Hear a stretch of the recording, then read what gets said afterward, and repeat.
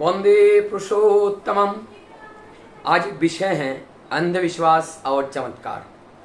ये दोनों विषय में परम दयाल श्री ठाकुर जी ने क्या व्याख्यान दिए हैं, ठाकुर जी ने क्या बोले हैं, उस बात को आज रखने का प्रयास करेंगे। चमत्कार की बात हम लोगों ने सुने हैं और चमत्कार हम लोग हर जगह देखते हैं, कहते हुए सुनते हैं, और कि इन्होंने बहुत चमत्कार, ये बहुत चमत्कार दिखाता है, ये देखो कितना चमत्कार है, आग पानी में कुछ डाल दिया, वहाँ आग जल गई, हमने उसमें चमत्कार कहा। तो इसमें चमत्कार की क्या बात है? इसमें चमत्कार का मतलब ये है कि यहाँ पे वो जो कुछ डाला उसका जो केमिकल रिएक्शन है, और केमिकल रिएक्शन की वजह से वहाँ पे आग जला।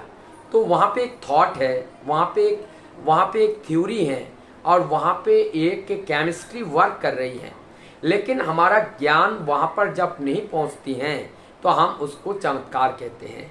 तो इसी प्रकार से हम ये कह सकते हैं, जितने भी हमारे समाज में चमत्कार कह के जो आख्यायित करते हैं, चमत्कार का मतलब है कि हम वहाँ पे उस बात को समझा नहीं।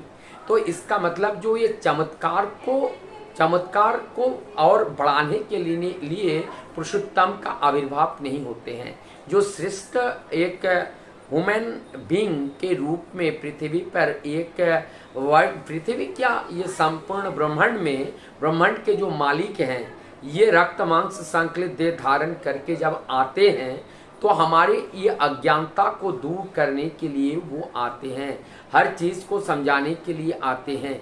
ये जो अज्ञानता ही है, यही हमारी ग्रंथि है, और उस ग्रंथि के वजह से हम सही अपने गंतव्य तक पहुंच नहीं पाते हैं। तो इसीलिए परम पुरुष आकर के हमारी उस कारण को वो बता देते हैं, इसलिए उनको कारण पुरुष कहते हैं। और जब कारण पुरुष के सानिध्य में जब हम आते हैं तो हमारी चमत्कार नाम का कोई भी चीज़ शेष नहीं रहा जाता है। और इसके बाद में आते हैं अंधविश्वास। विश्वास कभी अंधा नहीं होता है, और यहाँ पे अंधा है, अंधा का मतलब अज्ञान। तो अज्ञान के ऊपर हम विश्वास कर रहे हैं, तो हमारी ये विश्वास के दायरा को देखना चाहिए। परम दयाल श्री ठाकुर जी कहते हैं, तुम्हारा विश्वास जितना गहरा होगा और तुम्हारा ज्ञान भी उतना गहरा होगा, तुम्हारा बुद्धि भी उतना गहरा होगा। तो हमारा ये ज्ञान जहाँ पे कम होता है वहाँ पे अज्ञानता होती है, और वो अज्ञानता ही अंधविश्वास का कारण है। तो इस अज्ञान का, अंधविश्वास को भी तोड़ने के लिए परम पुरुष को आते हैं, कोई भी चीज़ हमें हमारी ज्ञान से बाहर ना रहे।